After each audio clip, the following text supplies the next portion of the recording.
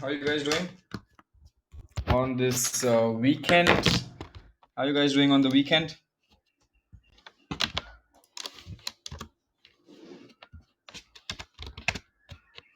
We'll just wait for some people to join. Hey guys, hey everyone. All good, man, all good.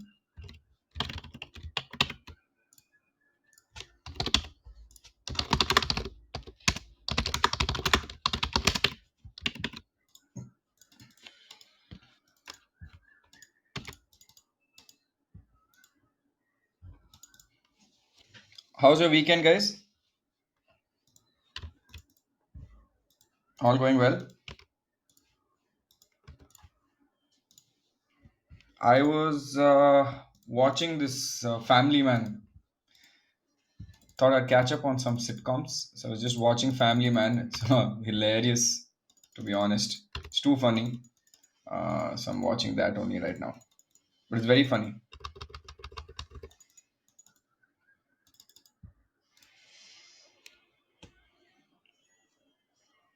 I already know Tamil, Venkat. So I already know Tamil, so it was easy for me to understand.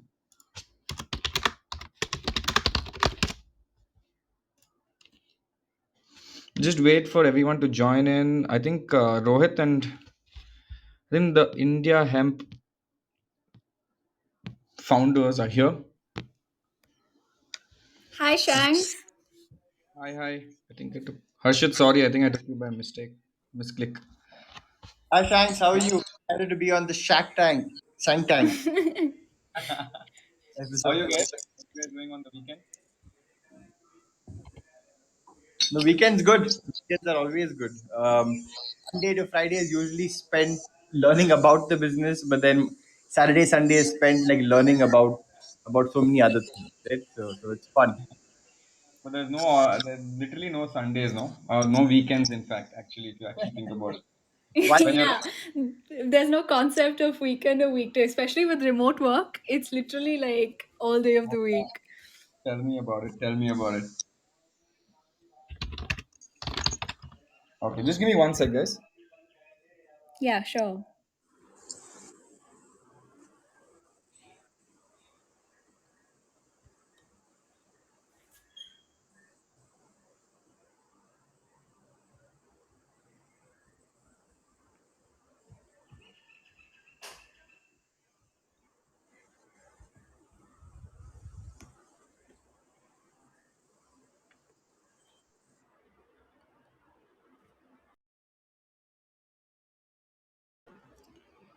So guys, if y'all can write in like the comments below, what would y'all like us to speak about today? What would y'all, I mean, like to know more about like the hemp industry? What would y'all like to know more about cannabis and wellness? Happy to answer all your questions today.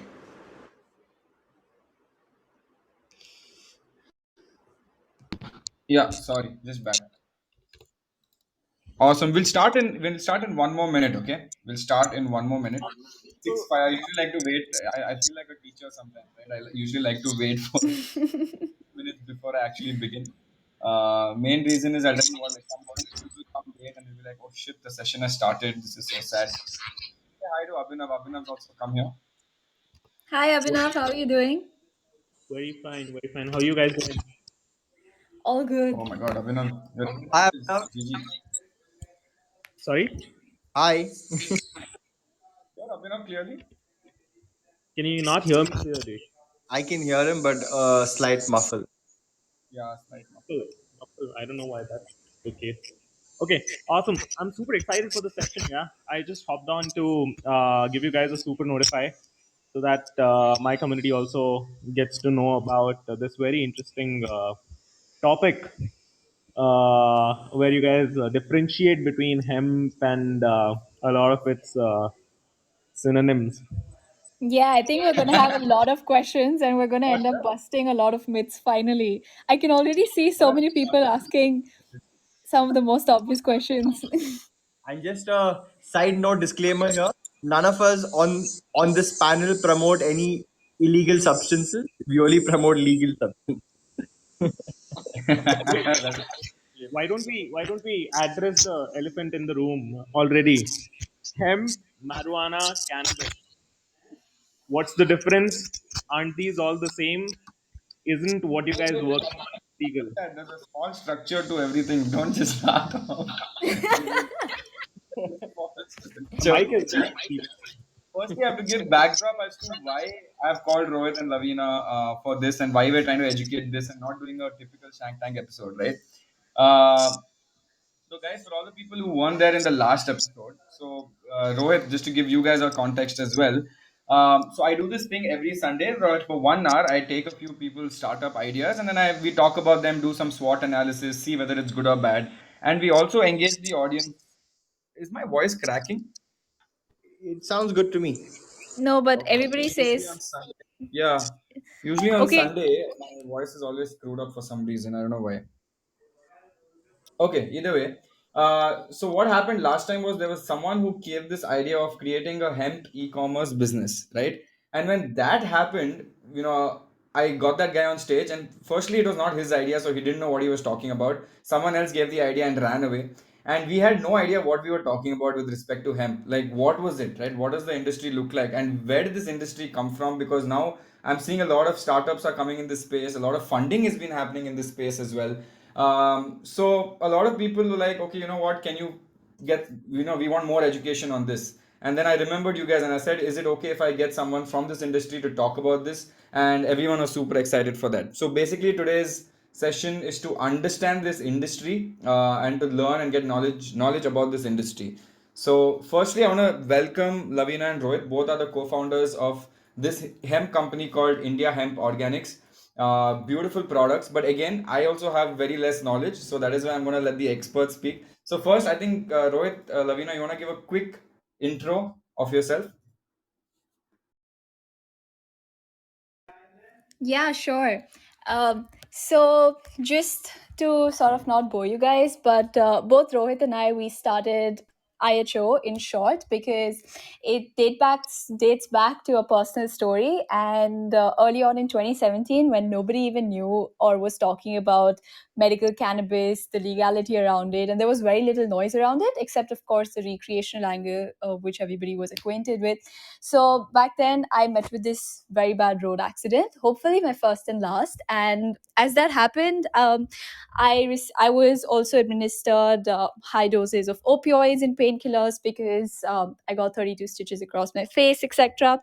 And what happened because of that was we naturally wanted to Rohit deep dived into research into looking for alternative and sustainable solutions that could aid the healing in the same way but without the side effects. And that's when the superhero medical cannabis came into light. And as that happened, we deep dived into research because there was such little information available online. And we didn't even know what is the legal framework, who's a trusted organization we can go to, where do we procure a credible source from. And because I was in the hospital, so Rohit did all the what I call the boring groundwork.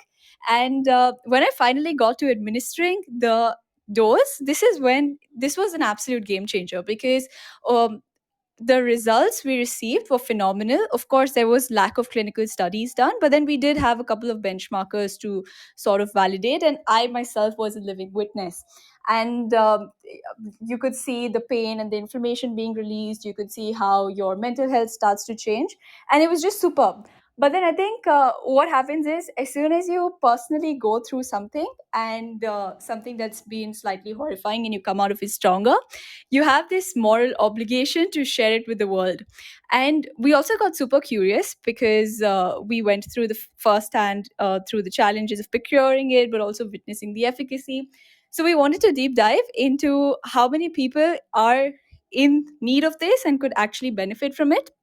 So as we did that, I think the numbers, that's when we got to see the dark side of the country, and the numbers were truly shocking. I think all of us here can relate to it, but we have like the second largest population in the country, and every 4 out of 5 people you meet today in India have a stress or mental health related issue. Or we've got about 10% of our population that suffers from chronic pain, which is more than half of US's entire population, right? So it was very horrifying, and we obviously wanted to do something about it. So we didn't start off by saying that we're going to start a cannabis company, but we were just starting off with the agenda that we're going to bring a solution to a host of problems that we've personally encountered, and we know that this could act as that solution. So I think that's when we went to the Himalayas, and we spent about 4.5 months there, because Uttarakhand was the first state to legalize cannabis, and cannabis cultivation for industrial purposes only. And as we were there, one more problem came to light, and that was how bad the whole agriculture sector in India is, and all the farmers. So we saw, we were living there, like you said, for a couple of months, and we saw that, all these farmers, they have such high dependency on your cash crops. And an average farmer in India has like less than 3 hectares of land that he owns, which means that if the crop fails, it greatly impacts his livelihood as well. And that's when we came to realize that hemp can act as such a great solution in so many ways, because um, the value addition of the crop is also so high, right? This crop alone can create up to 25,000 different products. So you can literally leverage farmers growing a cash crop for industries, which is also termed to be the only cash crop that's called a $1 billion crop because of its value add. And then we came back, and I think the first goal was to make cannabis more accessible to the rest of the country, so that people can actually Google and they can find it. That was the first goal, and as soon as we were able to do that, I think now our goal is that every customer that we cater to, we're heavily D2C focused. And so the goal is every consumer we serve, we just look to improve their health. And all the products that you find on our website are all combating recurring ailments. So ailments that can't be simply wished away, like a headache, but ones that are more recurring, like stress and sleep and pain, arthritis, etc. You'll find a host of those, and solutions for those, with, of course, hemp and cannabis at our core. So, yeah, I don't want to bore you guys further with the story, but that was a quick recap of how we started and why we started. Okay, this is something that even I didn't know. This is a crazy story, and I think most amazing startup stories are born very similar to this, right? Where it's something that you go through personally. This is a problem that you face, and you want to solve it somehow, and you try solving it for yourself, and then you realize, oh wait, there's a lot of people who have the same issue, right? Or we can solve this for a lot of people because I solved this for myself. But Rohit, I would like to hear from you as well, because I mean, as Lavina said, you sat and did like some amazing research at that point, going through a lot of data. So please enlighten us first. What is hemp, right? Is it what people think it is? Like, okay, is it weed or is it something like that, or is it a misconception that is there in the market? Please enlighten us on this, because I heard of industrial hemp. What is the difference, right? Right. So see, before I speak about hemp, I'll give you like an example of a cat family, right? In a cat family, you have different species. You have a tiger, you have a leopard, you have a household cat. Now, all of these are different species belonging to the same family, right? Which is like the cat family. Similarly, in like the cannabis family, you have different species of cannabis. You have cannabis indica, you have cannabis sativa, you have cannabis ruderalis. So, hemp, by a textbook classification, is classified as hemp, which essentially, contains 0.3 percentage of THC. Now, THC is basically like the molecular compound found in cannabis, which makes a person feel high, but it also does have a lot of like medical value as well. So, essentially, you have different species of cannabis in India, right? You have indica, you have sativa, you have ruderalis. So, hemp is basically cannabis sativa, which is below 0.3 percentage of THC. So yeah, and how we got to this, and how like we begin researching. Though this is a story now, for me it was quite devastating, right? To see Yeah. Lavina like suffering in the hospital on high doses of like opioids, where she had a lot of side effects, right? And then back then I had a very premature understanding, saying that yeah, I know that medical cannabis can help, but I did not know how it could help. And especially when your loved ones are suffering so immensely, you will literally research the hell out of it, right? Because you want to be doubly sure and triply sure that everything she is, I mean, taking is absolutely right. And that, I mean, brought us on to this very interesting system present within our body. So I'm sure, like, you all know about the digestive system, respiratory system, immune system, and XYZ, right? Your human body is made up of an amalgamation of different systems. Similarly, we have something called as an endocannabinoid system, which is present in all vertebrates in the planet. That means even your dog has it, your cat also has it, right? So, what is an endocannabinoid system? And this entire system is actually named after the cannabis plant. So, within your own body, Shashank, and the audience here, you have an entire system present which is actually named after the cannabis plant. So this helps in homeostasis and balance. For example, if I had to give you a physiological response, when it's hot you begin to sweat, right? When it's cold you begin to shiver. This is how your body tries to regulate its natural body temperature. Example, anti-inflammation is bad, inflammation is bad, right? So every part of your body struggles every single day, every system in your body struggles every single day to maintain that state of balance. If you are out of balance, you fall sick until your system brings you back into balance. So I mean, like, I really begin, I mean, researching on this system, and then I said that, you know what, India does not have any supply of medical cannabis in the country, and all which was, I mean, available was, I mean, what you usually find in, like, the black market. So then I tried. I asked every family member, like every friend, every family member traveling overseas. I'm like, please bring me a bottle of CBD oil. I need to give it to Lavina. So then I tried to, like, procure 3 to 4 bottles. I got it. We used it, but the worst part was that I mean, of course, like, the best part was that we saw amazing results, right? She was able to eat better, she was able to sleep better, her pain was reduced, her anxiety was reduced. But the worst part is there was no stable supply chain of it. We could not treat her regularly with it. And I mean, doctors also were like, wow, this is really doing something amazing. And now those same, I mean, doctors use, like, medical cannabis on their like patients as well. So then, I mean, the best thing I could do, I wore on a lawyer hat.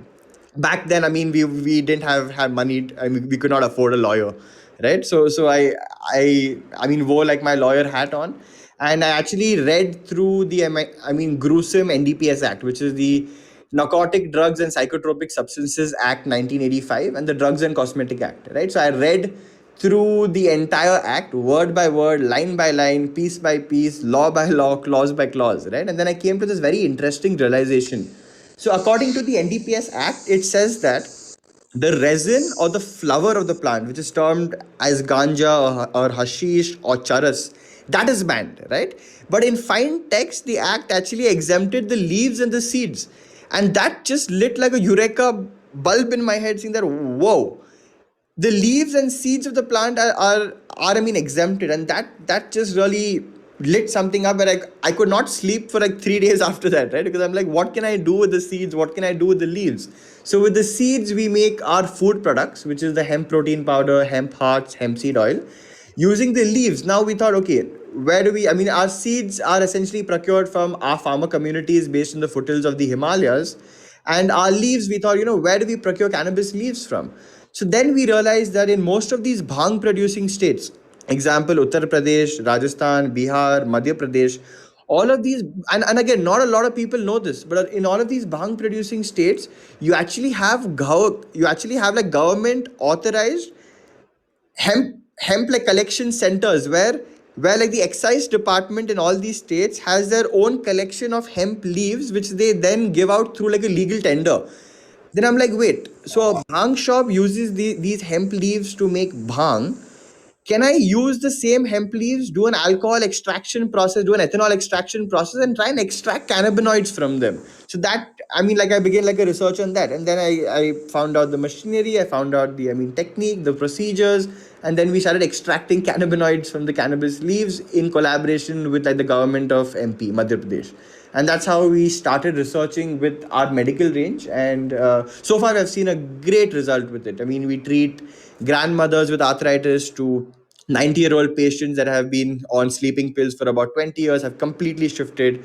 We work with like cancer patients. We work with stress symptoms, anxiety, and pain, mainly, right? So that is again how we had started and how we came and stumbled upon this.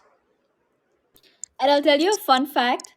In India, for in more than 60% of our land, hemp just grows as a wild and feral crop. In fact, in one state alone, the amount of hemp that grows equates to the amount of hemp that's cultivated in all of Europe. My God. Yeah, it's crazy. Wow. Okay, so again, a lot of questions. Okay, a lot of questions. Because this is something very new to me, and it's quite interesting to understand how it's being done this way, right? And it's obviously the way you're talking about it, or the way you've just explained it from legal fine print, that it is all fine according to law, right? Now, tell me one thing. This you spoke about something known as THC, right?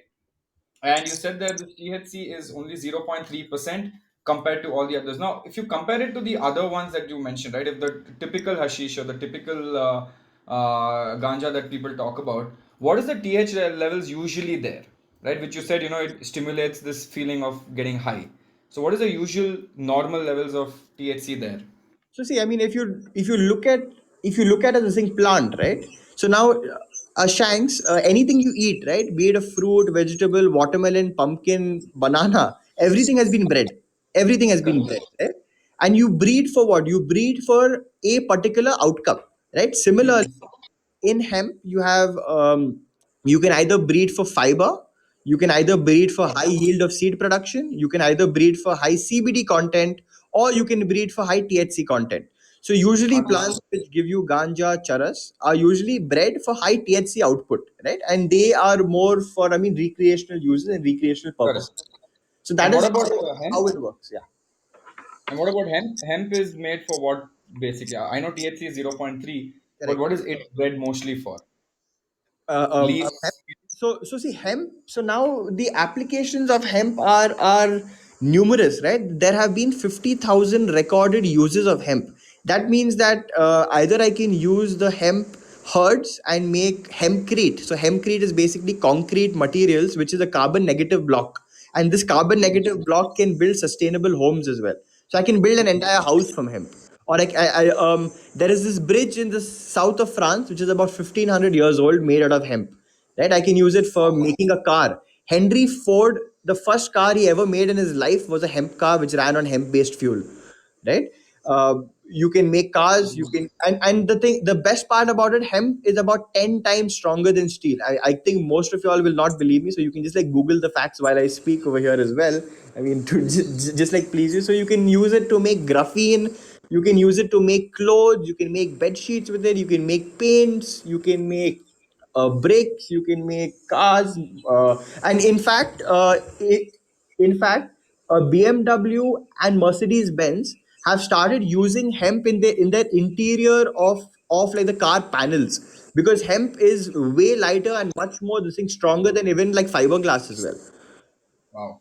So I mean, Practically, yeah. this one plant alone can, to summarize whatever Rohit said, can yield up to 25,000 plus recorded different products from medicine, textile, food, nutrition, bioplastics, and so much more. So it's very, very sustainable, and it's also zero waste. That's why the value addition of the crop alone is so much. The problem is we've always looked at it as a problem and not a solution. Yeah. Like right from the government or the bureaucrats, instead of them looking at it because of the perception we've always had of the plant that, oh, this is ganja or it's a drug, instead of them Yeah. looking at the majority of cannabis being cultivated in 60% of more than 60% of our country, the perception should be that it's a solution that can aid the growth of our economy, our GDP, the farmers' lives, our consumers, the health sector, and so much more, right? So you have Yeah. to sort of change the way you're perceiving the plant. And I think that's where one of our biggest stems in. Not a problem, but it's a great challenge to have, because I think it's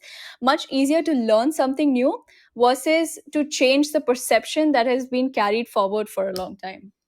And Yeah. just to add, I mean, since we are, I mean, dropping facts over here, hemp essentially sucks in about 4 times more carbon dioxide than trees. Oh my God. Four times, right? So hemp can also be used as a sustainable, I mean, solution to urban farming as well, right? Where if every home had a hemp plant, it would actually suck in a lot of carbon dioxide, even with like the furniture made from hemp, because the hemp furniture is also like petrify. and suck in more, I mean, CO2, so they become stronger over time. So I mean, we really envision an industry where farmers are. So I mean, we really envision a world where farmers are growing for industries, right? And there is a lot of output from that. So I just realized something, right? So for all the people in the audience who are listening who want to become startup founders, this is the level of research you're supposed to do before you start a business. Firstly, right? The amount of reading, I mean, I'm just imagining the amount of reading that you might have done with respect to legal, fine print, going and doing your research. Both of you are doing your research, insane amount of research. And then finally, and you mentioned some ethanol process and extraction of ethanol. I think all of that came from extensive research only. So man, that's insane. That's kudos to both of you all for doing such insane amount Let's of not research. let's not forget the last part where you're entering a government office and telling him, you know what, I think cannabis should be legal. Yeah, I think people would just equal cannabis equal to drugs, right? Which is bad. Yeah, yeah, that's insane. So, okay, this is nice. Okay, so we understood the inception, we understood the journey, we understood how you guys started. Right now, tell me one thing. Okay, you figured out that you had this eureka moment, right? You went to Himalayas, you did your research, you figured out, we need to do this ethanol thing, extraction, and finally you can make some good products which have multiple use cases. Now, what I want to understand is, okay, you did all this, you figured it out, and you want to start the business. You've started the business, you figured out everything. Now, whatever you explained to us right now was very clear, but how do you do that when you're selling a product to mass, right? When you're selling the product to end mass, you need to educate all of them, which is, again, I would say, very difficult in India, right? Because as soon as you say cannabis, a lot of people in India will be like, ah, ganja, ganja, ganja, right? They won't think about it from any different way or a different angle. So how did you guys tackle that? How did you do customer education or consumer education is what I'm looking at. When you guys started, So that is something one interesting. Yeah. One important thing. So, when we initially started, we didn't have our medical cannabis range. We just launched with the hemp nutrition range, which is just our hemp protein powder, hemp seeds, and hemp seed oil, which is safe right from your babies to your older grandparents. Because that time we were so early in the market that we still needed to validate what is the first hand response from our consumers. And we launched in one of India's largest wellness festivals called Fit Bengaluru, which happens in UB City per year in Bangalore. And as we launched there, we got to see the response. We also gave a talk there to do like a session, etc. And when we received the witnessed the response, right, we were able to see how people, I mean, lots of them came to us and they're just like, ye ganja hai na, ye to isn't this can we smoke this, will this get us high, and this is all for our nutrition range. So we were seeing the perceptions that are there in the consumer's mind, and we wanted to start with nutrition because we wanted to be able to tell them that this is the same plant that you can use in your food. Pregnant women can use it, you can give it to your babies. It's rich in proteins, so that first you're breaking a level of the base stigma that's attached to the plant. You're like, okay, no, this is not just what I smoke, but this comes from the same family and this is so highly nutritious, especially in a country that's protein deficient. It's one of the highest amount of protein sources in the plant-based kingdom. And then as we received more feedback, we started to realize that our consumer base comprises of a lot of diverse people, right from your small children to your older people, and they have different needs, they want different things, and medicine has always been at the heart of what we wanted to do. So eventually of course, we spent a lot more months researching to get the whole medical cannabis range out. There's also a certain amount of barrier to entry. And as we finally did that, now the law says that this medical cannabis is a Schedule E1 drug. So it must be taken under medical supervision. But we wanted to go that extra mile and we wanted to add a doctor's filter. So if you go on a website and if you have to get any of the medical cannabis range, now, of course, we do understand a lot of people will have a stigma or even their parents at home or anybody. So you cannot obtain it until you get a consultation done with an Ayurvedic doctor, because cannabis is a subset of Ayurveda in India. And then the Okay. doctor consults with you and he gives you a prescription. And obviously, when you are battling any ailment, the doctor's word is what you have the highest amount of faith in, because he's the one who is helping you aid your healing. So you can't even question a doctor who comes with so much of credibility, right? So that's Yeah. one thing that we wanted to do as responsible manufacturers as well, add that filter of doctors. But of course, we're still at a very early stage. Like, education has to go a long way. We are seeing the industry open up more because, so many people are able to see how the category is being built and the different use cases of hemp, because now you've got brands doing hemp clothing, hemp paper. So that's there. But we do have a long way to go till, larger corporates can come into place, and we can sort of build up the category. Right now, we're too young. We're still collaborating to build up an industry that's not come into existence yet. Okay, And so I have a other question. Yeah, sorry, go ahead, do it. sorry, and the other thing is to what like we have seen. I mean, due to digital marketing like restrictions, right, based on CBD and THC and stuff like that. Another very important we've seen is thing is when people actually heal using these products, they become the most vocal about them, right? And also I'll give you this. I mean, one example. We had this very senior police inspector, right? So he Hmm. his like mother was actually suffering from cancer, right? So he actually used our oil and he saw the quality of her life improve. Trust me, he's the most local cop I've seen in my life about cannabis. Like he swears by it now. Like he swears by it. And he's literally told me, I've stopped. Like I have caught people for using this, but I really regret it now. I really regret all that I've done because I've seen the real value. So when people actually heal from this, they essentially become loyalists about it, right? And that also creates. And again, word of mouth is like the best form, right? When you hear it from people you trust. And as Lavina said, since we do have that, doctor filter, doctors always know, somewhat what is the best for you as well. Okay, now tell me one thing. One sec. What was I getting at? Okay, yeah. So when you guys started your business, and you said you went to Fit Bangalore, you put a stall there, and you were educating people, and obviously you will get some people saying, "Hey, isn't this ganja? Even I want to smoke one." I mean, that's very common, right? But how did you know who your target audience was when you started off? Like, did you know that okay, this is the group that I'm going to cater to? If you had gone to Fit Bangalore, are you looking at people for a healthy lifestyle, or was it more on pain management? Because one thing I would like to know definitely is what are the use cases that you guys are tackling as a company, right? Where who needs this? If you ask me, I don't know whether I even need it or not because I'm not educated in that department. So who needs this? Just Right. when very honestly, when we had a launch, we were just truly like measuring like product market fit, right? And we actually wanted to see as to what are our consumers, right? Because this was again a very unexplored industry within India. So we Yeah. don't have the answers. And the only way to find answers is to go out there, launch, get the answers, right? You can't create a business plan and thesis on a piece of paper and then say, these are going to be my exact consumers. Of course, now we have a very clear like understanding. But what we Hmm. actually noticed was that we saw mothers buying cannabis seeds for their children because they knew about like the hemp nutritional benefit. We saw grandmothers using it for their arthritis conditions. We saw people who were on years and years of sleeping pills using it for their sleep. We saw like millennials using it for their anxiety. And then we realized, damn, we have a really wide market. But how do we really narrow this and break this down?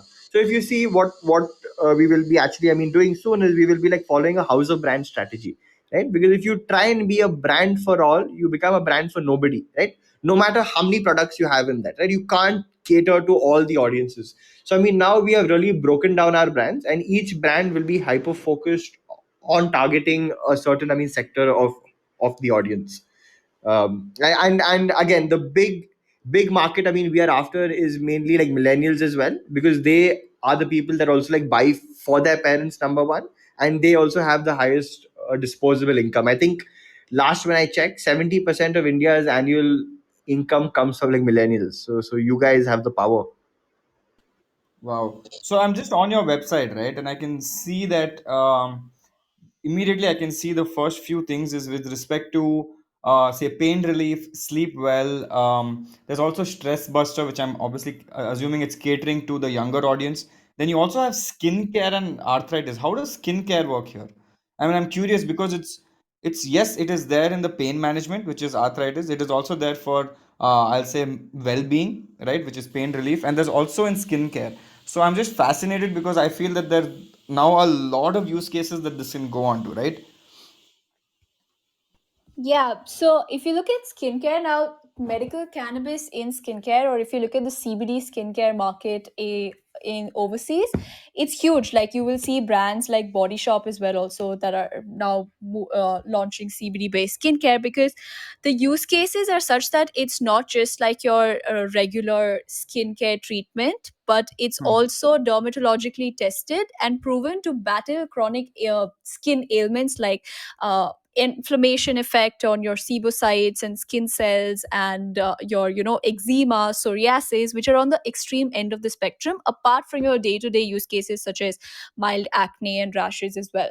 So it works as both as a medicine as well as a skincare daily application, which has been amazing. And and again, we launch skincare currently because it also shows us, helps us validate the market for it for when we launch our personal care brand. And the other thing is that hemp is one of the few oils in the world which is, I mean, completely non-comedogenic. So what do I mean by non-comedogenic? So if you see, when you apply like coconut oil on your skin, you feel that stickiness, that oiliness, that ickiness, right? You can see the oil like visibly. But since Yeah. hemp oil is non-comedogenic, it does not stay on your skin. It gets completely absorbed by your skin and it gets completely sucked into it where it's completely moisturized. And also hemp is one of the only sources in the world. I'm not saying only plant based, but I'm going to say only sources in the world which has a perfect balance of your omega 3 and 6 in a 3 is to 1 ratio, which is even like better than fish oil because 3 is to 1 ratio is the exact ratio your body needs of these omegas. Right? So it works wonders in your skin. Wow. Wow. Okay, that's great. Okay, I'm gonna ask a very stupid question here. Okay. So I just looked at the website and I looked at the oil. Now, how is this oil? Is it consumed? Is it something you need to apply? It's a very stupid question, but I don't know. So can So you please educate me on that? So I mean, hemp seed oil is basically a multi-purpose oil, right? And what do I Yeah. mean? by that? Either you can apply it as a dressing on your salad, you can use it as a garnish onto your food, or you can add it like ghee. How you add ghee to your food, same way you can add hemp seed oil onto your food. That is with the food application. Apart from that, you can use it on your skin. You can use it on your hair as well. So I mean, there are so many different permutations and combinations you can use hemp seed oil with. Like, where would you use sleep well? Something like sleep well or So stress. the medical cannabis range that you find is for oral consumption only, like the four oils that are targeting your recurring ailments such as sleep, stress, pain. And we've got one called balance, which we prescribe to patients with cancer, PCOS, etc. as well. So these you need to take, we recommend that you best take it sublingually. Sublingually means it comes in a dropper and you pour it under your tongue where your mucous membranes are, so you can, if your body can efficiently absorb it. And once it gets absorbed, the beauty of the medicine is that you can validate it in present time with because it goes in and it starts binding to receptors which are present all across from your head till your toe, your neuroreceptors all across your central nervous system, etc. The effects of it will be witnessed within about 30 to 60 minutes post administration, and you will start to see, so you can validate how your pain is being released when you use the pain relief, and your stress, your mental health is being transformed, because it's just, the sole purpose of it is to mirror, like Rohit said, in your body already there is a system that's performing this, but the problem is you've got endocannabinoids, which are, endo means within, like your body has it, but it does not store it like fat. It's only produced on a need basis, and the purpose of these cannabinoids are just to keep in check that your all your other systems are functioning smoothly. And it also regulates a lot of your sleep, memory, mood related, mental health related stuff as well. Now, because they're not stored, we end up becoming deficient in them because of our lifestyle habits, etc. as well.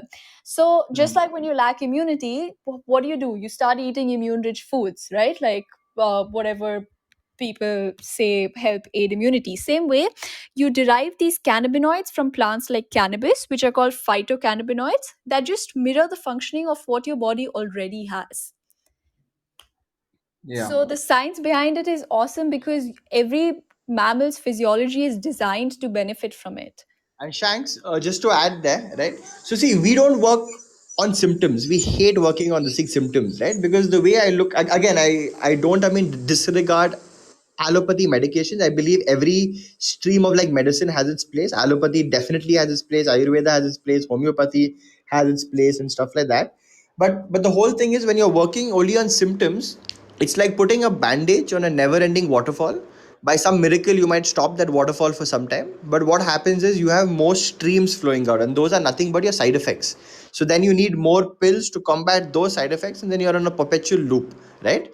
So we focus only on the system because when you heal and work on the system from a very systemic level, it helps all symptoms as a pure byproduct of it. And you might ask me next, how the hell does cannabis have so many purposes? I mean, how can it help with sleep, pain, Alzheimer's, Parkinson's, inflammation? Simple, right? It works on your system, and CBD is also known to be as one of the world's best anti-inflammatory properties. And 99% of all symptoms in the world are because of inflammation. Even a simple acne is because of inflammation. So that is how it is, I mean, designed to work with your body's endocannabinoid system. Wow. Wow, wow, wow. Okay, so firstly, I want to ask the audience once more that finally, did you guys understand the big difference between hemp and your typical local marijuana that people call it, right? So a lot of people, whenever they think they talk about hemp, they automatically associate it to, oh yeah, it's the typical one that you get from somewhere, which is not the case. Now, firstly, so I want to tell all of you all that if you've just joined. Okay, now tell me one more thing. You've spoken about the use cases, you've spoken about all the good things. Now, I want to know what do you think is the threat to this industry? I think Lavina had touched upon it about the government regulations, but tell me one threat that you foresee that might create an issue for your business in the future. I would say because one big, I mean, threat which has been there since like a very long time is actually not from India, right? The threat is actually from, I mean, Europe, right? So from decades and decades, the, I mean, European Union and the European I mean Association has actually put in a lot of funds into India to actually restrict like cultivation and to restrict the growth of this industry, right? Because if you actually see, India never banned cannabis ever, right? Up until 1985. In fact, in 1961, when the UN Convention of Narcotic Drugs, I mean, decided to put like cannabis as a drug along with heroin, meth, and all of these hardcore drugs, that propaganda was actually pushed by US, right? So what happened was that India, being a signatory to the UN conventions, had to then prohibit the plant. But India, from 1961 to 1985, India said, listen, boss, we cannot ban this plant because it has too much cultural, I mean, significance with us, right? So we cannot ban this plant.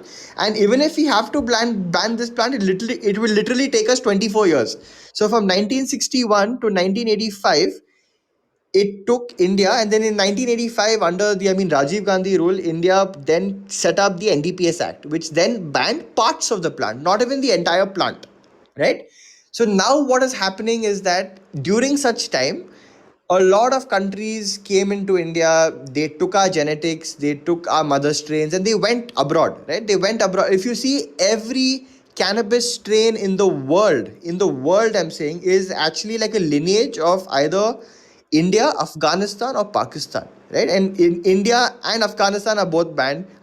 Pakistan is also banned, right? All of these like countries have just like banned cannabis. So every lineage in the world has Indian genetics in its, I mean, forefathers, right?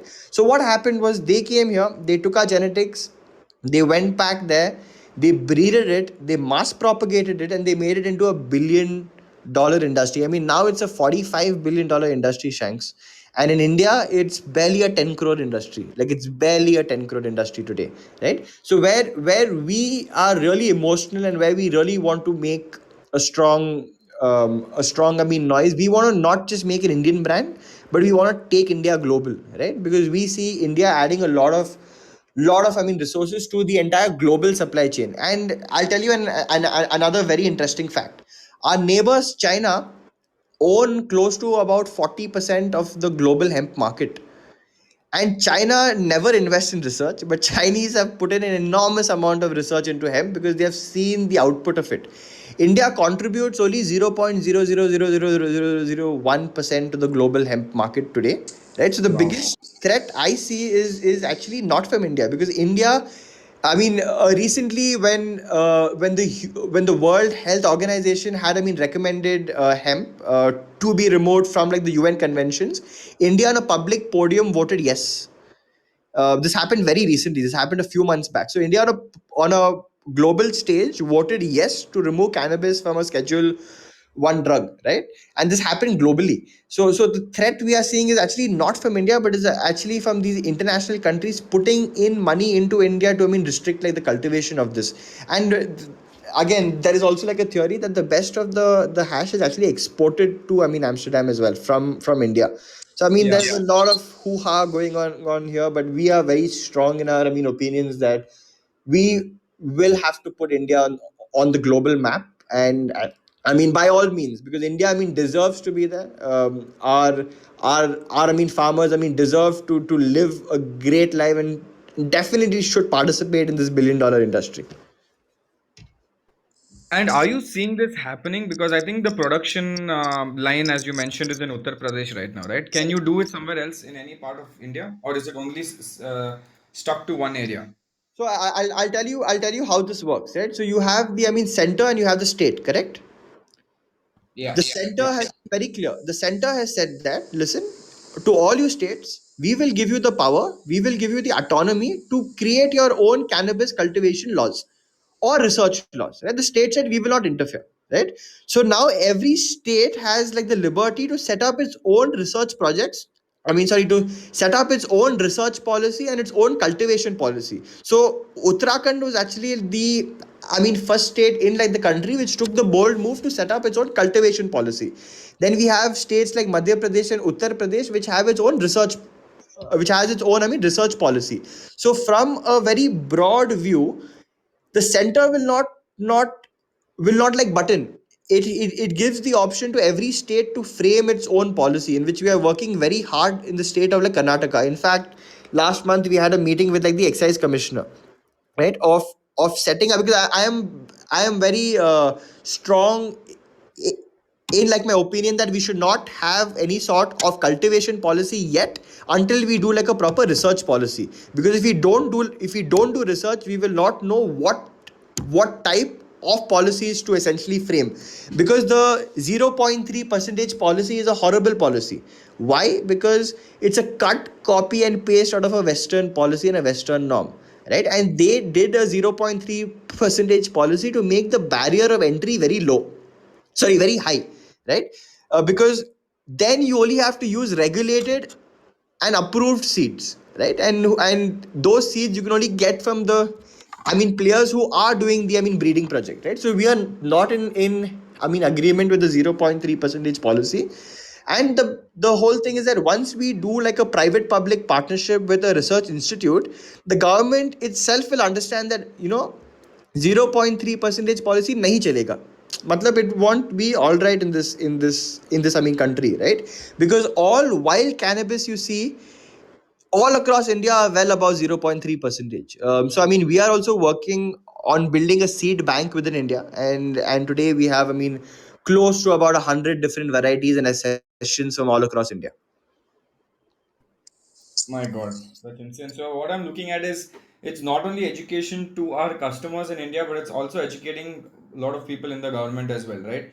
With respect to the potential of the oil, and also, do you think this 0.3, as you mentioned, right? It's a very high barrier. Do you think it is done purposely to ensure nothing like this happens, or not many people? I mean, like to control supply demand kind of a thing. Do you think Yeah, that's yeah. why it's happening? Done mainly for that sense. Done mainly for that. Yeah, And the interesting. other thing is that, see, when you're eating a fruit or you're eating like a vegetable, you, I mean, if you want like a watermelon, you want a, I mean, big ass watermelon, right? Mm-hmm. So same way, when you breed like cannabis, you are breeding for a particular outcome, right? So if it's under 0.33, I mean, percent like THC, probably, I mean, you can breed for high CBD, right? Or you can breed for high fiber, or you can breed for high seeds, right? So again, when it comes to like cannabis, it's mainly the excise department which has its final say, right? And I do believe that it should be regulated. How alcohol is, I mean, regulated in the country. I mean, same way like cannabis will be, I mean, regulated by the excise.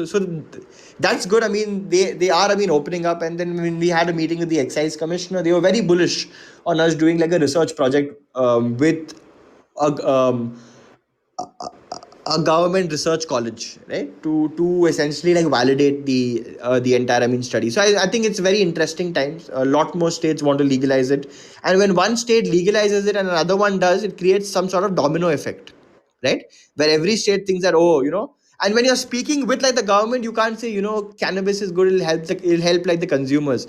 You need to speak to them from the approach that, भाई, आपको इतना revenue मिलेगा इससे कि you will get farmers voting for you. You will get a great deal of, I mean, revenue within your, I mean, department. So you need to approach like the government as to how it will help them, and not push your own, I mean, agendas forward.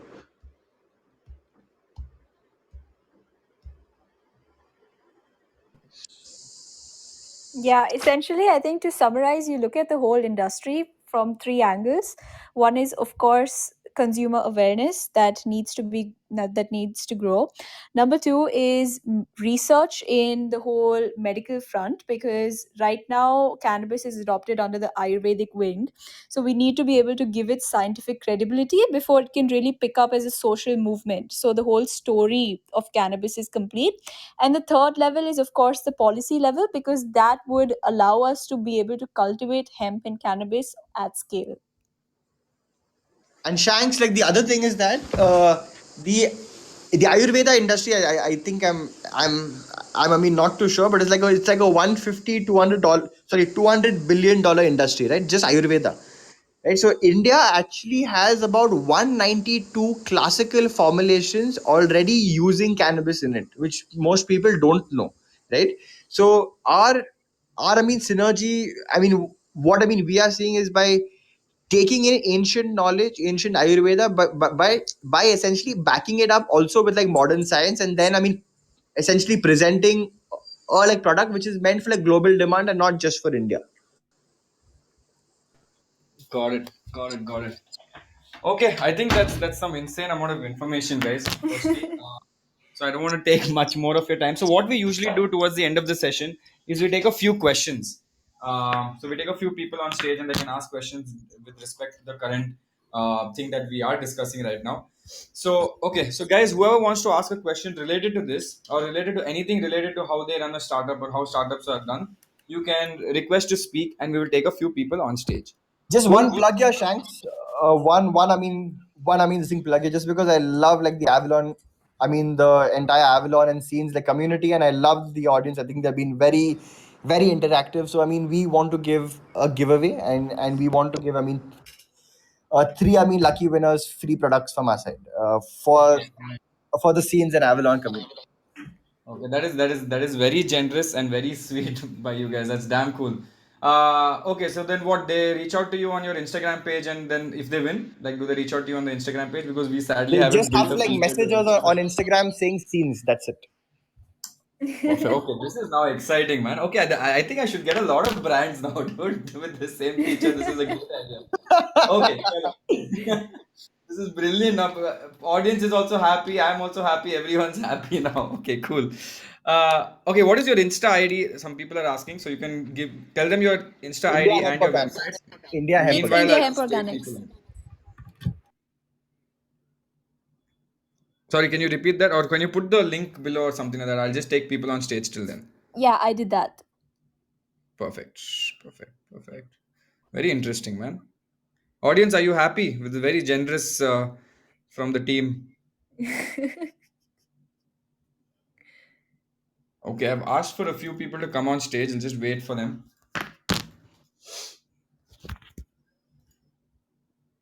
Oh, there are like 30 people asking to request coming on stage. One sec.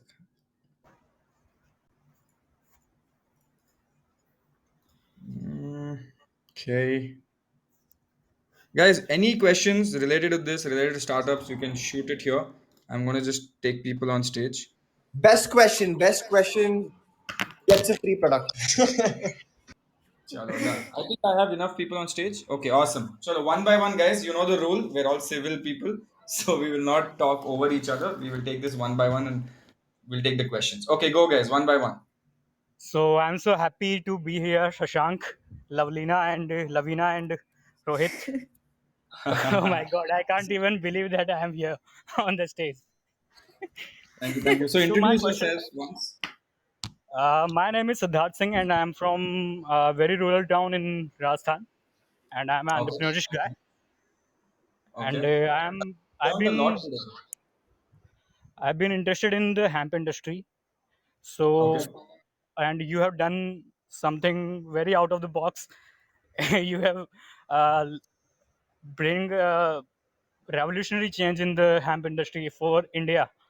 So where do you see yourself in 5 to 10 years, and how many more companies you can see are coming in this industry? Okay, interesting. So basically, he's talking about what the global industry will look like, and what do you think the market adoption would this in this would be? So see, Rohit, I'll Lavina? just, I mean, give you all pure facts and pure, I mean, numbers here, right? Every Yeah. country in the world which has legalized cannabis in any form, right? Any form, has had billion-dollar companies as a byproduct of it, right? So very honestly, I mean, our thing is to, I mean, yes, like money is good, but our thing is to create immense value, right? Because once we create immense value, automatically, I mean, like the money will flow into like the industry, right? So, I mean, where we want to just focus in the next like 5 years, 10 years is just on our consumers, understand what they need, understand how we can help them, and really just to make a. I mean, we have a grand vision of making a billion consumers a better versions of themselves in very short thing. And then where we also see it from an international point of view is that a lot of manufacturing industries, manufacturing things are actually making the big switch from China to India, right? So we also see that in great synergy with the hemp movement as well, and where you know a lot of international players will also look at India as their home ground for their manufacturing needs as well. Because in India, you can grow 3 to 4 cycles of hemp per year. In US, Canada, and all these countries, you can grow one, just one. The quality we can grow here, the quantity we can grow here, and at the price which we can do it at, I mean, it's insane. I mean, people are referring to hemp as the next big green revolution. So the value addition is massive. And I think even in India, it's like one of the pain capitals of the world. You'll see that we've gotten a drastic opioid crisis where people in India die from opioid consumption almost every day. And this is not a direct benchmark, but if you look at states in the US where opioid substitution therapy is a major requirement, states which have legalized medical cannabis and have emerging startups and companies doing the same have much lower rates of opioid addiction as well. So that's a massive problem we look to solve within the country as well. Hey Rohit, this is Brijesh. I had a few questions. One is what is the shelf life of the product that you are producing, and how is the inventory being managed? That's one. Second, do you have any instances where any kind of police goons come to you saying that these are the legal requirements, and what kind of reaction do you have on that case? Sure, sure. So our hemp food products last about like 1 year, and just like a disclaimer here, we do not use any additives, flavorings, sweeteners, pesticides, none of it in our zinc products. Right? We are 100% organic, and yeah. So us like without using anything, we have a shelf life of about 1 year on the food products, and our medical cannabis oils can last between about 1 to 2 years. Though on our packaging, we just keep it as like 1 year, right? Because we always make fresh products in fresh batches. So 1 year for that. And in terms of inventory management, are you speaking more about the supply chain? Are you speaking about how do we manage our, I mean, inventory? Yeah, matlab both ways. If there is a demand, there is supply. What kind of demands are you seeing as of now, and how are you managing it to that? Since you are saying that you are supporting a local farmer community, Correct. how well can you support them if you are the only player there?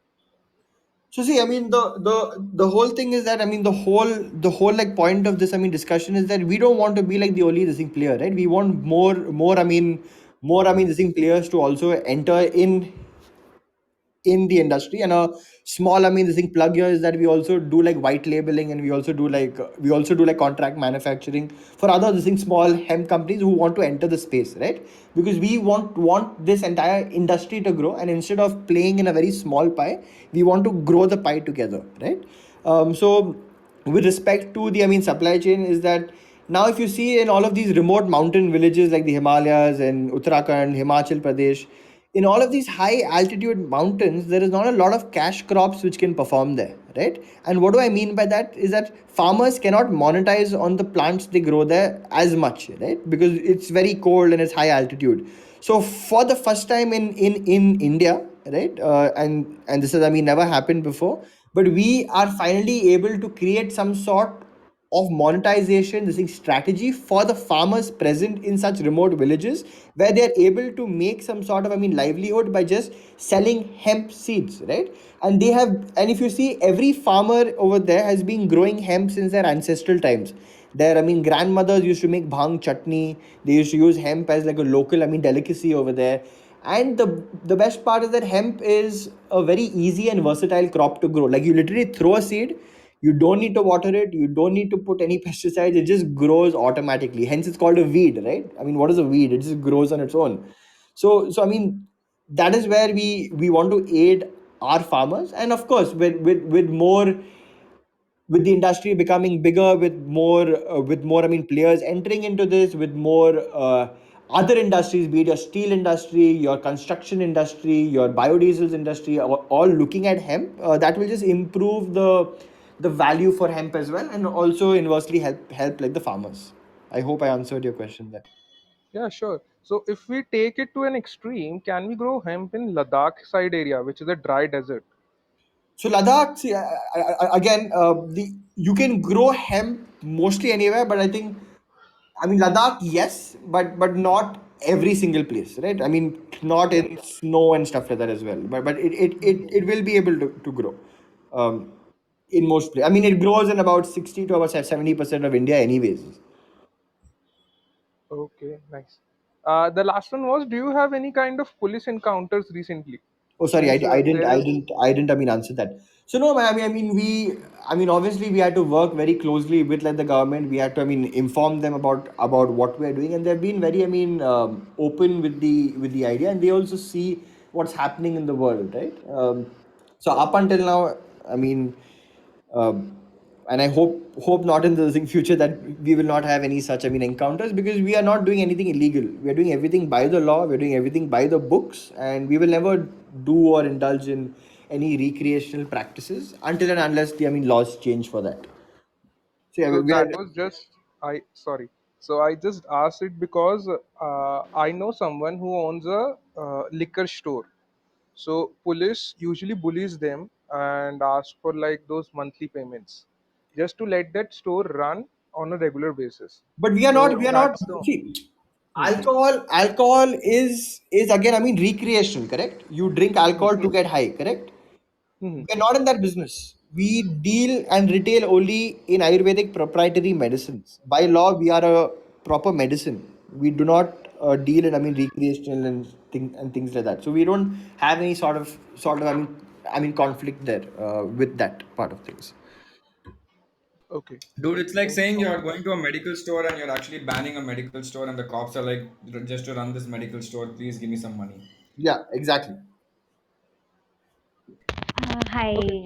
Shashank. Thank you so much, first of all, for giving me the opportunity to ask the question. And Lavina and Rohit, again, thanks for all the information.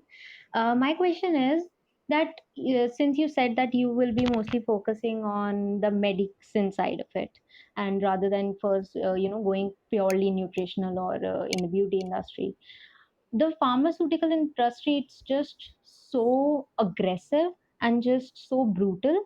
what is your strategy going to be if everything is legalized thanks to you, and then these people are actually looking for just that opportunity to pounce on, and they have so much money that they can actually take up all of your sales. They're going to advertise so much and come up with products like a blink of an eye. What's your strategy going to be to hold the market share? Number one, I would say, would be to build a legacy brand within India, right? Because again, a pharmaceutical industry will mainly go for like the mass market approach, right? Where they'll have cheap products and they'll have them.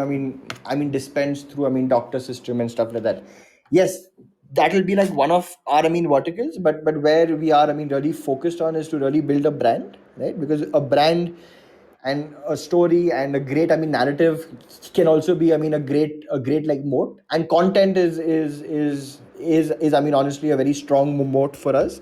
But in short, we are also working with like various different like pharmaceutical industries, and they are also exploring different synergies with us into using these medicines. And then if you ask me the question about where they'll take all the market share, very honestly, I do not see any one player in India taking all the market share, because this is not a winner takes it all market. There is space for everybody to grow and thrive on. So yeah, Yeah, thank you so much for answering the question. sure. That was a good question, by the way. Very good question. Thank you. A good Yeah, question. and I I think agree. just to Okay, add Kunal, to you go what first. Rohit said, sorry, just to add to what Rohit said, you can see today, of course, he mentioned that pharmaceutical brands usually will take the mass market approach. And what's been very interesting in how the D2C space has been shaping itself is that earlier the manufacturers or retailers would decide what the consumer wants. But today we live in a world where the consumer can dictate what the manufacturer should produce. And you have so many more of these brands emerging and coming alive with the personalization of brands, etc. So I think the way we will be able to shape it will be extremely interesting. And just to add like one last thing, because I think it was a great question which you asked, Umang. The whole thing is that most pharmaceutical industries don't fully control their distribution.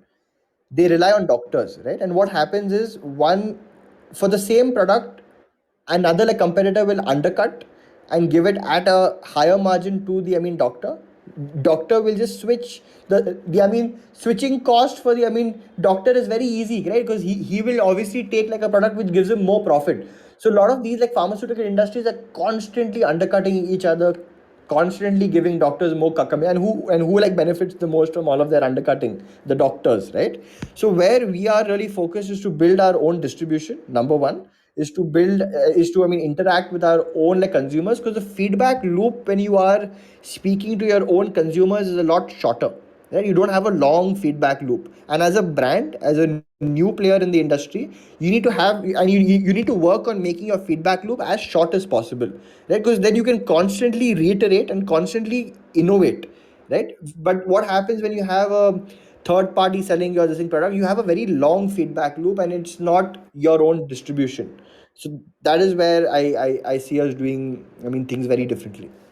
So basically, your idea is not just to become the go-to brand and the go-to product for the consumers, but rather to be the go-to product for doctors as well.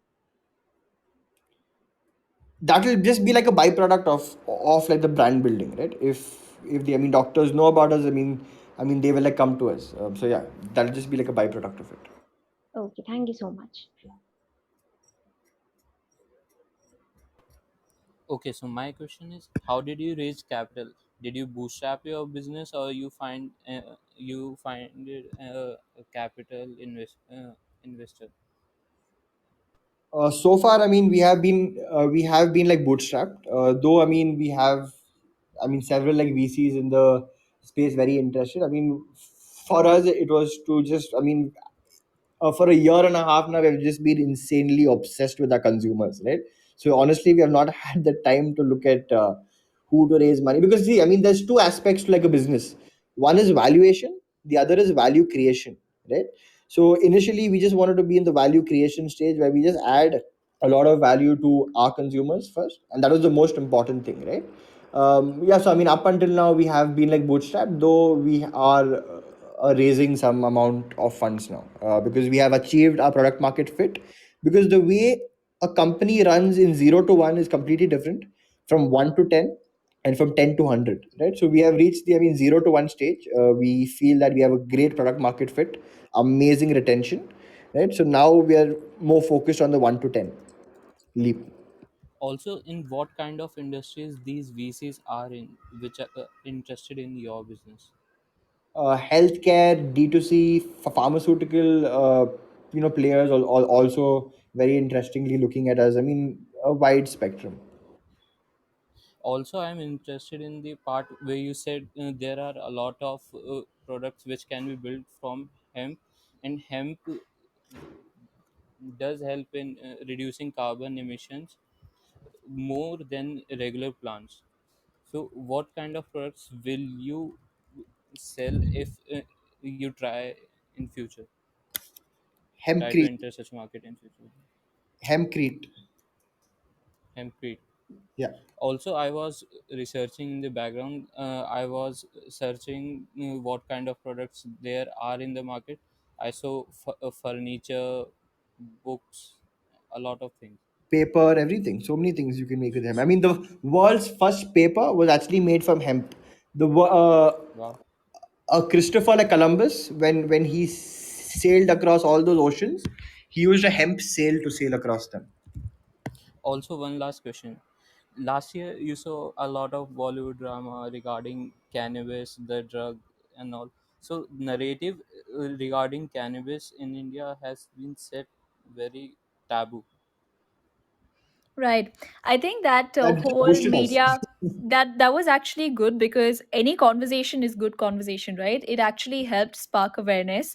For funnily enough, during that time, a lot of people went on Google and they started searching for what is CBD oil and CBD oil kya hai. And even if you look at the media narrative, they did start off by clubbing cannabis all under one bracket, the whole drug bracket. But then eventually they also realized that okay, CBD and medical cannabis is actually something that's being prescribed by doctors. And as the whole story unfolded, I mean, as sad as it was because it was on somebody's demise, they did bring on doctors on board to speak about the current situation of medical cannabis and the legalities around it. So it did spark awareness, and I think it really helped us because people at least became acquainted with it. And the best part, I mean, I would not have been say this, but just because of that, recently, Times Now recently launched like a video or launched an article saying how CBD oil is actually used as a post-COVID treatment, and that was an amazing breakthrough in media, right? So now the media is also opening up. I mean, I think it's great. I think that entire episode just sparked and opened up a lot more conversations, and just on a down low, our sales quite boosted that couple of months. I mean, that's business. I That's think business. right time, right place, Moment everything marketing. works. Moment marketing. Yeah, good. Nice questions, man. Great Is question. that all of the questions? Can I have one more I question? think all of them have asked questions. So I think I really liked Umang's question and also Bhuvnesh's question. But again, I'll leave it to you guys. Who do you guys think was really good from this perspective? The No, questions. you. It's we're on Shank Tank. Shanks, you choose the third one Shank as well. Tank, it's your Oh, theme. putting the pressure back on me. Okay, yeah. So I think Umang definitely damn good question. Bhuvnesh also really good question. I think two of them were my favorites. Um, Siddharth asked a very market related question, I think, which was answered before. And the fourth guy, I don't know what your name is because you have something known as this. That is why I keep saying, please put correct name and correct profile photo. Because he's put the Rick and Morty photo and I have no idea who he is. Okay, wait. I think there was one more person I think who got kicked out by mistake. Let me see if I Yeah. can add him. Rakesh, I think. Rakesh, come up, Rakesh. He's back. Yes, He's back. he's a very senior fellow. So, Hi, Rakesh ji. Rakesh ji, you can please ask your question. What is your take on this? So, Rakesh ji has some audio issues most of the time, eating pan also half the time. So, it's very difficult for him to. Rakesh ji, you can also ask your question in the chat. He's doing a lot of PE investments nowadays, so he's very busy. He can't hear us apparently. Rakesh ji, what is this, bro? I should get you a new iPhone or something like that, Rakesh ji. What is this? Okay, Rakesh, just ask your question on the chat either which way. It doesn't matter. It's fine. You can ask your question on the chat.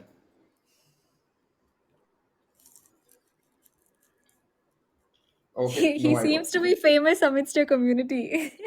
Shanks, we can bring in like one more thing person then. We can just bring in like Yeah, one yeah, last for person sure. and just like wrap this up. You Okay, one just got second. him as an investor. Okay, there's one more famous personality who, so a lot of fake accounts, okay, who keep coming on my session and they actually do a lot of acting also. Like Elon keeps talking about crypto in the chat, Rakesh keeps talking about his investments in the market. So a lot of fake accounts. See, we have All Elon Musk as well. Shanks, it's not fake account. It's brand building, personal brand building. Personal brand building. Yes, Elon, you can also unmute and please ask your question. Well, not exactly. I have a question here, but I made this fun parody type of community here, and it had outgrown at least 50% of the people who are very serious about this Avalon Wala stuff. And I made this just for fun, making Yeah. parody, just like Elon. Like we kept a session like this. Why Elon keeps on tweeting about Doge, and maybe this account will get changed to Bill Gates. Why Bill Gates divorced his wife? So we're making this fun things, Oh and my God. hundreds of listeners are coming in wanted to listen. So we are providing something kind of fun and some serious shit. So like this, That's good, yeah. but what did that have to do with the current session today?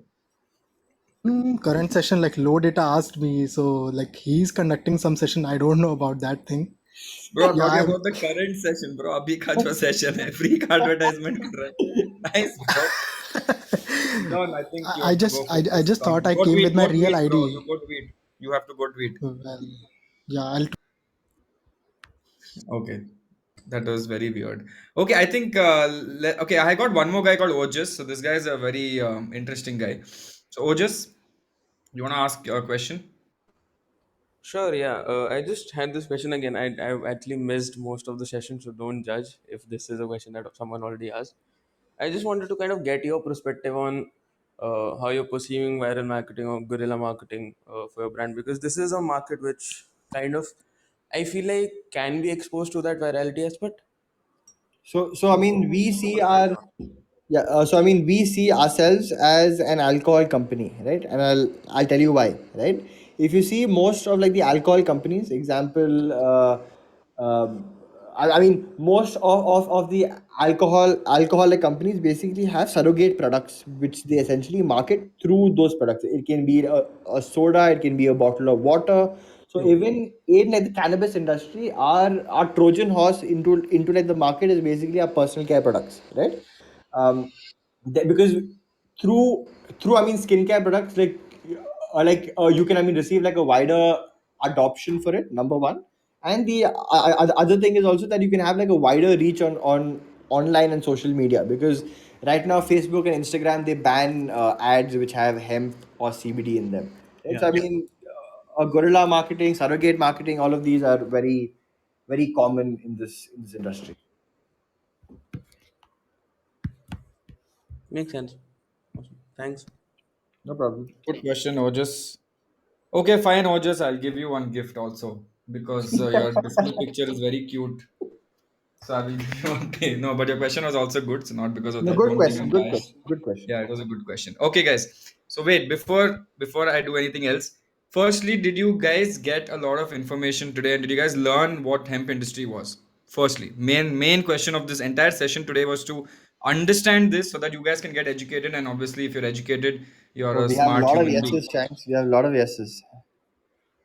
Think we did Okay, so a that means I think fairly Rohit okay and job. Lavina have done an incredible and a beautiful job. So again, shout out to them guys, please, for doing this, for spending almost what 1 hour 20 minutes on a Sunday, giving us time, giving the community time, by the way. And they're also running a startup, so I know how important time is when you're running a startup and doing a giveaway for you guys.